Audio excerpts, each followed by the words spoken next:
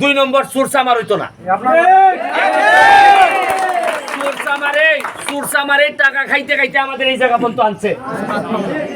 আজকে আমি এত টাকা বরাদ্দ পাইয়া সব কইয়া দেই, এরা আগে কইলো না কেন বরাদ্দ কই যায়। আর সময় আইলে খালি গো আমি গো তোমার গো, আর এরপরে ভোট শেষ, তুমিও শেষ, বঙ্গবন্ধুর বাংলাদেশ। হ্যাঁ, এটা আর চলবে না। দেখছো নি রাস্তা, ব্রিজ নাই, রাস্তা ভাঙ্গা, এরপরে মাঠটা ঘুরে দিতাম। মাঠটার একটা সুন্দর যদি শোনা, এখন যদি পর্যটন না বাড়াইতাম পারি, চা দিয়ে আর বাঁচতায় না।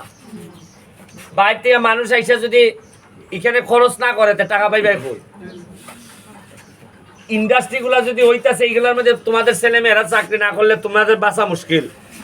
কারণ আমি এমন সময়ে তোমরারে পাইছি, তোমরা নেতা হিসাবে, যখন মনে করো যে এই পার্টি একবারে দুর্বল হয়ে গেছে। কারণ আমি বেশি কথা যদি এখন দেওয়ানদের মালিক রে কই, তেলে কইব যে বেটা এমপি হয়েছে না 2 মাস হয়েছে আমরার উপরে চালাইতেছে এরকম। আমি যদি কই কেরে তুমি টাকা দিতাই না, তা আমার কথা হইলো যে তুমি যদি চালাইতে না পারো তো এই দোকান চাল রাখছো কেরে, তুমি অন্যজন দাও। হ্যাঁ, তুমি রাখবাই আবার টাকাও দিতাই না, এই কথা এইগুলা কই দিকেই তো আমার শত্রু বেশি। তুমি যদি না পারো, স্টাফের বেতন দিতে না পারো, এইগুলা না পারো, তো তুমি আসো কেন লেগিয়া? পরে যে তোমার মানছে যে এইরকম অভিশাপ, এই দীর্ঘ নিঃশ্বাসের উপরে চলবাই কেমনে? হ্যাঁ, এখন কষ্ট হইতেছে না?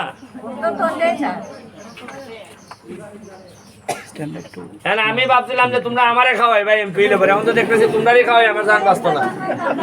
হ্যাঁ, আমার মানছে কইছে কয় এমপি হইলে পরে ভাই আর কোনো চিন্তা নাই, খালি খাওয়াই ভাই আর খাইবাই, কচি মুরগি খাইবাই। আর আমি কচি মুরগি তো খাইতাম, দূরের কথা বুড়া মুরগি পাইতাম না। আসল কথা হলো আমরা তো খুব দুর্দশায় অবস্থায় আছি স্যার। বিগত 2018 সাল থেকে 22 সাল থেকে এই অবস্থা চলেছে। আপনি যে একটা করোনার সময় আমাদেরকে দান অনুদান দিয়ে গেছিলেন, চাল টাল অনেক কিছু সাহায্য করলেন, সবার এটাই একটা অনুতপ্ত, সবাই খুশি আছেন। গাছও দিয়ে গেছিলেন, এগুলা নিয়ে আপনাকে তো যা করার করেই দিয়েছেন, আপনাকে তো করে পাঠাই দিয়েছেন। এখন আমাদের বাগানটা এমনই একটা অবহেলিতভাবে পড়ে আছি, যার কারণে আমরা আসলে এরকম সুযোগও পাই নাই। আপনার মতো একজন এমপি সাহেবের সাথে আমরা যে এরকম ফ্রেন্ডলি হিসাবে যে আমরা আজকে কথা বলতে পারছি, সেটা সবচেয়ে বড় ভাগ্যের ব্যাপার। আর এই কথাটা হলো আমরা আজকে গর্বিত যে আমাদের চুনারুঘাটের যে আমাদের শহীদুল সুমন ভাই যে আজকে আমাদের কাছে এই যে দুঃখের সময় আসে পাশে দাঁড়াচ্ছেন।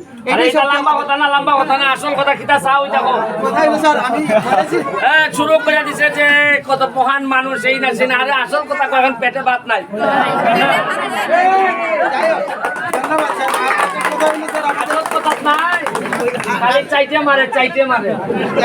আসল কথা স্যার হইলো যে আমাদের ওই যে মন্দিরে বরাদ্দটা দিয়ে গেছেন, আর আমার বাগানের ড্রেনের রাস্তার খুব অবস্থা খারাপ। এই যে শোনো, আমি তো সবই করতে চাই, কিন্তু যখন আইসা দেখি যে আমার লোক খাবার পায় না, তখন তো আমার অন্যদিকে আর নজর থাকে না, খাওয়া যায়। আরে আমার কথা হলো যে যখন আমার সংসার চলে না, আমার ছেলে বিয়া করাই কোন সময়, এই যে রাস্তাঘাট ঠিক করতাম, আগে তো খাওয়া দেওয়া লাগবো, খাওয়া না দিলে তো আমার প্লেট থেকে আমার ভাত লই লইব। আর আরেকটা কথা স্যার, এখন বর্তমানে উপজেলা নির্বাচন, এটা না নির্বাচন না, নির্বাচন না, একটা কথা বলতেছি, যদি আপনি মনে করেন আপনার পছন্দ, না না, আমার কোনো পছন্দ, আমার কোনো পছন্দের কোনো প্রার্থী নাই, তবে একটাই ভালো লোক হইতো। এই আমি দাদার কাছে দায়িত্ব দিয়ে গেলাম, দাদা যেভাবে বলে এভাবে যারা নেতৃবৃন্দ আছে তারা যেভাবে বলে করেন, আর আমার উপর ভরসা রাখেন। আমি যদি খাই আপনারা খাবেন, আপনারা না খাইয়া থাকতে গেলে আমি এটা সহ্য করবো না। দরকার হলে এমপি গিরি সাইডে দিয়ে আমি যাই মুগা, তাও তোমাদেরকে না খাইয়া থাকতে দেবো। আমরা এখানে এই 2টা লাইনের ভিতরে দিয়া 2টা ড্রেন আছে, আর একবারে চলাফেরা করতে পারে।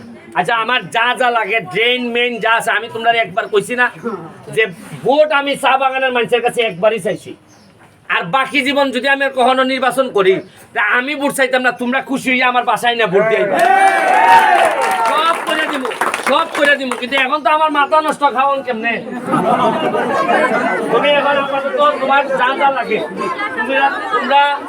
তোমরা গেলানি চা বাগানের মানুষ আমারে যা করছো, বাকি জীবন তোমরা গোলামি করলেও আমার কম হয়। যে সম্মান আমারে তোমরা দিছো, এইটা আমি জীবনে এই ঋণ শোধ করতে পারবো না। খালি চেষ্টা করে যাইতেছি, ড্রেন রাস্তাঘাট যা লাগে, টাকা পয়সা বরাদ্দ যা আছে সব তোমাদের জন্য নিয়ে আইতেছি, কিন্তু খাবারের জন্য যা লাগে এটা আমার ব্যক্তিগত টাকা থেকে দিতে হইব। আমি যা ইনকাম করছি তাও আপাতত চাউল কেনার জন্য এরা যা যা লাগে দিয়া যাও, দিয়া বাকিটা লম্বা লম্বা বক্তব্য দিয়ে পড়ে।